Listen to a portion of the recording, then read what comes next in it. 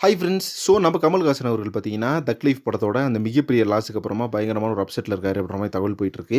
தென் இப்போ பார்த்தீங்கன்னா கர்நாடகா கோர்ட் வந்து தக் லைஃப் படத்த கர்நாடகால ரிலீஸ் பண்ணிக்கலாம் அப்படின்ற மாரி ஆர்டர் குடுத்துட்டாங்க. பட் வந்து ஒண்ணும் பிரயோஜனம் கிடையாது.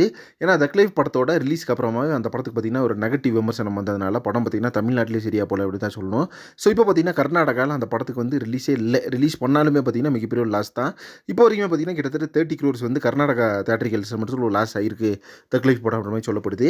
கைஸ் இதுக்கு ஒரே ரீசன் அப்படின்னு பார்த்தீங்கன்னா, சூப்பர் ஸ்டார் கமல்ஹாசன் இவங்க 2 பேரும் பார்த்தீங்கன்னா, ஒரே ஜேர்னிய தான் வந்துட்டு இருந்தாங்க. இன்னும் சொல்லப்போனா சூப்பர் ஸ்டார விட கமல்ஹாசன் சார் வந்து சின்னதுலேருந்தே நடிச்சிட்டு இருக்காரு அப்படின்னு தான் சொல்லணும். ஆனாலுமே கமல் சாரோட படங்கள்லாம் ஏன் இப்படி ஆகுது அப்படின்னு பார்த்தீங்கன்னா, அவரு வந்து ஒரு நல்ல படத்த குடுத்தாரு அப்படின்னா, அதுக்கப்புறம் ஒரு 4, 5 படம் வந்து நடிச்சா கூட பரவால்ல. அவரு பார்த்தீங்கன்னா, எல்லா படத்தையும் அவரே புரொடக்ஷன் பண்ணணும் அப்படின்னு நினைக்கிறது ஒரு மிகப்பெரிய தப்பா வந்து நான் பார்க்குறேன் கைஸ். ஸோ சூப்பர் ஸ்டார் பார்த்தீங்கன்னா, லாஸ்ட்டா பாபா அப்படின்ற ஒரு படத்த எடுத்தாரு. அதுக்கப்புறம் பார்த்தீங்கன்னா, ஒரு புரொடக்ஷன் சைடும் சரி, இந்த விளம்பரங்கள் அந்த மாரி எதையுமே நம்ப மாட்டாரு. தொடர்ந்து நல்ல படங்களா நடிச்சிட்டு வராரு. ஸோ நல்ல படங்கள் இல்லனா கூட ஃபேன்ஸ்க்காக வருஷத்துக்கு 1 படம், 2 படம் அப்படின்றது தொடர்ந்து பண்ணிடுறாரு. அந்த வகையில் கமல் சார் எடுத்துக்கிட்டோம் அப்படின்னு பார்த்தீங்கன்னா, ஒரு படம் ஒரு மிகப்பெரிய ஹிட் குடுத்தாலும் சரி, தோல்வி குடுத்தாலும் சரி, அதுக்கப்புறமா கொஞ்ச நாள் வந்து காணாமயே போயிறாரு. படங்களே பண்றதில்ல.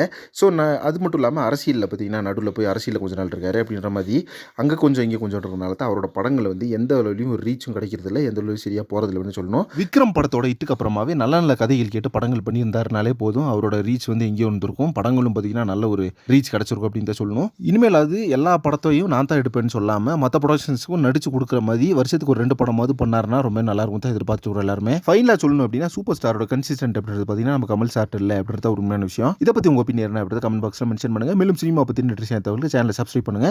நெக்ஸ்ட் ஒரு இன்ட்ரெஸ்டிங்கான வீடியோ பண்றேன். Thank you very much friends.